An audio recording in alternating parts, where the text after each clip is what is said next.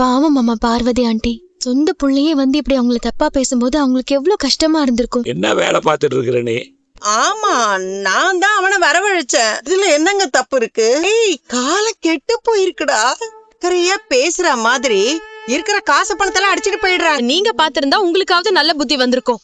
இல்ல நல்ல மெசேஜ் சொல்றாங்கன்னு சொல்றேன். சிவன் சாரும் ரொம்ப கண்ணியமா தான் பழகுவாரு. ஏய், என்னடி கண்ணியம்? நீங்க சொல்ற மாதிரி ஒருவேளை பார்வதி ஆண்டிக்கும் சிவனுக்கும் ஒருத்தர் புடிச்சிருந்தா அவங்க சேர்ந்து வாழறதுல கூட தப்பு இல்ல. கிட்ட நீயே அவங்களுக்கு கல்யாணம் பண்ணி வச்சிருவ போல. தப்பு இல்லதான் ஸ்ருதி. ஆனா பார்வதி ஆண்டிக்கு அப்படி ஒரு எந்த எண்ணமும் இல்ல. பழகுனா ஒன்னு அண்ணன் தங்கச்சியாவோ இல்ல அக்கா தம்பியாவோ இல்ல புருஷன் பொண்டாட்டியாவோ தான் இருக்கணும். ஃப்ரெண்ட்ஸா பழகிறத ஏத்துக்கவே மாட்டாங்க.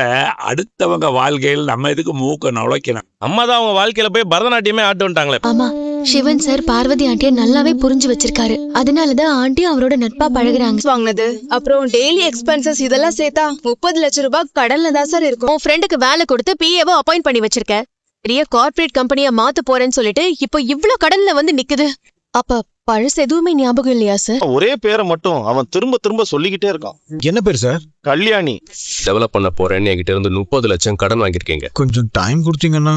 முடியாது. என்ன பண்ணுவேன் சார், நான் கையெழுத்து போட்டு கொடுவேன். ஆளாக்கிட்டல நீ உன்ன யாரும் என் கடன் எல்லாம் அடைக்க வேணாம். சொத்தை பிரிச்சு என் ஷேர் என்கிட்ட கொடுத்துருங்க.